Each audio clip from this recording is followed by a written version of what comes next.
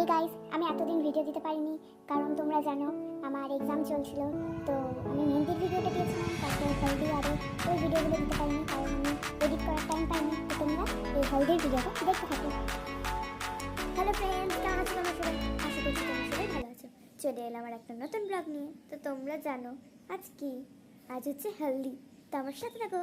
আর শুধু হলদি না, আজ আমার এক্সাম, ঠিক আছে, ফাইনাল এক্সাম।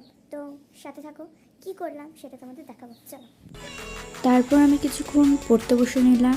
আমি ম্যাথগুলোকে রিভাইজ করছিলাম, কিন্তু আমার মনটা দিদির বাড়ির দিকেই পড়েছিল, কখন যাব দিদির বাড়ি।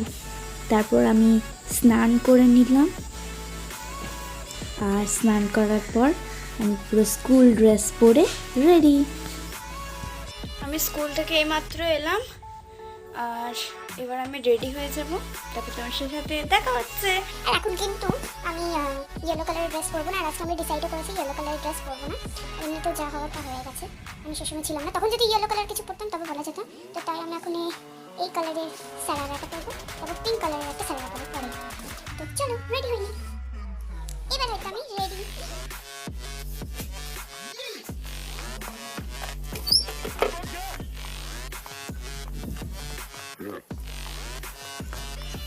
এখন তত্ত্ব দিতে এসেছিল, কিন্তু আমি তখন স্কুল থেকে আসছি বাড়ি, মানে আসছিলাম। দেখো আমার দাদা ফোনে ব্যস্ত। তো যাই হোক, দেখো সবাই হলুদে হলুদে হলুদ, আর আমি এখন আলাদা।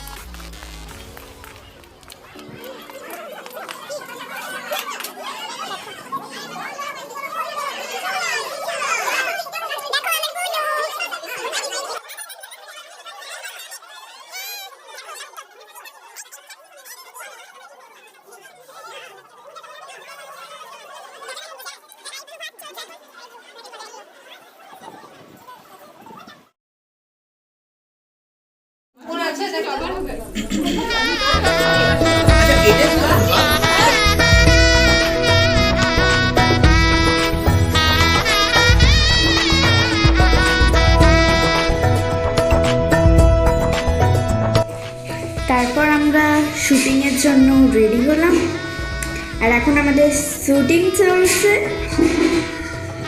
আর আমরা খুবই মস্তি করছি।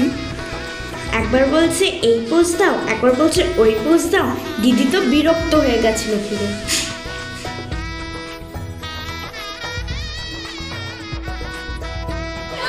এখন আমাদের শুটিং টাইম চলছে, আর খুবই মস্তি হচ্ছে আমাদের।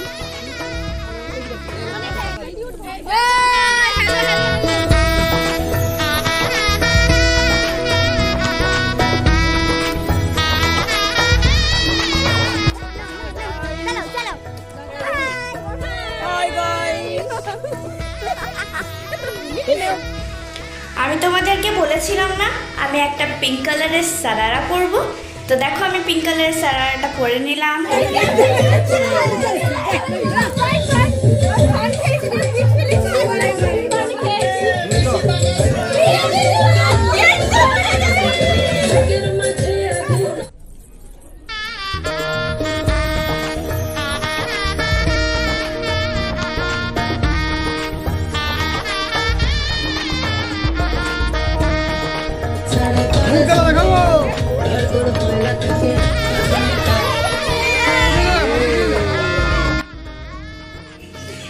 আমি ডান্স করতে করতে এতটাই থকে গেছিলাম যে আমি যে আবার স্টেজে উঠে ডান্স করব সেটারও আমার ক্ষমতা ছিল না। আর দিদি তো স্টেজে পুরো ফুল মস্তিতে ডান্স করছিল।